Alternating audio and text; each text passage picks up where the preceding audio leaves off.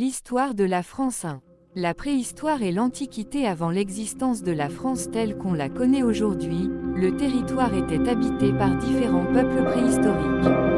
Des traces d'occupation humaine remontent à plus d'1,5 million d'années. Les hommes vivaient de chasse, de cueillette puis d'agriculture. Les Gaulois au premier millénaire avant Jésus-Christ, le territoire est occupé par les Celtes, appelés Gaulois. Ils sont organisés en tribus et dirigés par des chefs. La société gauloise est marquée par la présence des druides, prêtres, et des guerriers. La conquête romaine en -58, Jules César entreprend la conquête de la Gaule. Après plusieurs batailles, dont la célèbre bataille d'Alésia en -52 où Vercingétorix se rend, la Gaule devient une province de l'Empire romain.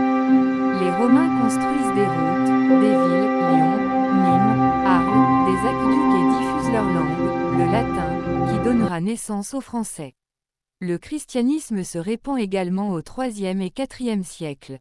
2. Le Moyen Âge, 476-1492, la naissance du royaume en 476, l'Empire romain d'Occident s'effondre.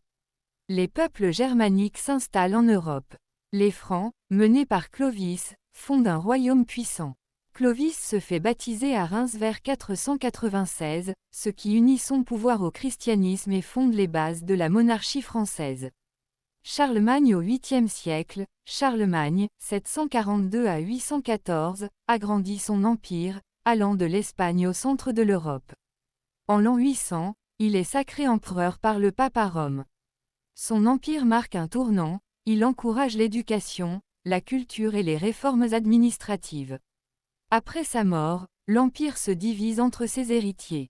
Les invasions, vikings, sarrasins, hongrois, fragilisent le royaume.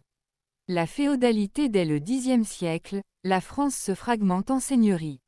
Les seigneurs dominent leurs terres et les paysans travaillent pour eux en échange de protection. Le roi existe mais son pouvoir est faible.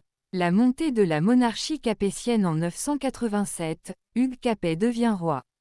Sa dynastie va régner pendant plusieurs siècles. Petit à petit, les rois étendent leur pouvoir et centralisent le royaume. La guerre de 100 ans de 1337 à 1453, la France et l'Angleterre s'affrontent pour la couronne de France. Le pays est dévasté par la guerre et la peste noire, 1347 à 1352. Au XVe siècle, Jeanne d'Arc redonne espoir, elle conduit les troupes françaises à la victoire à Orléans en 1429, avant d'être capturée et exécutée. Finalement, la France sort victorieuse et renforce son unité. 3. L'époque moderne, 1492 à 1789, la Renaissance. À partir du XVIe siècle, la France connaît une période de grands changements, la Renaissance. Inspirée par l'Italie, elle apporte des progrès dans les arts, les sciences et la pensée. Des rois comme François Ier protègent les artistes, Léonard de Vinci termine sa vie en France. Les guerres de religion. La France est divisée entre catholiques et protestants, appelés huguenots.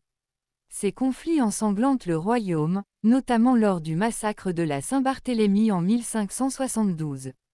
En 1598, le roi Henri IV promulgue l'édit de Nantes, qui accorde une certaine tolérance religieuse. Le règne de Louis XIV. Le XVIIe siècle est dominé par Louis XIV, 1643 à 1715, appelé le « Roi Soleil ». Il incarne la monarchie absolue et concentre tous les pouvoirs. Il construit le château de Versailles, symbole de sa grandeur. La France devient alors une grande puissance en Europe. Le siècle des Lumières. Au XVIIIe siècle, les philosophes comme Voltaire, Rousseau et Montesquieu critiquent l'absolutisme et défendent la liberté, l'égalité et la raison. Leurs idées influenceront la future Révolution française. 4. La Révolution et le XIXe siècle. La Révolution française, en 1789, face à la crise économique et aux inégalités sociales, le peuple se révolte. Le 14 juillet, la prise de la Bastille marque le début de la Révolution. La monarchie.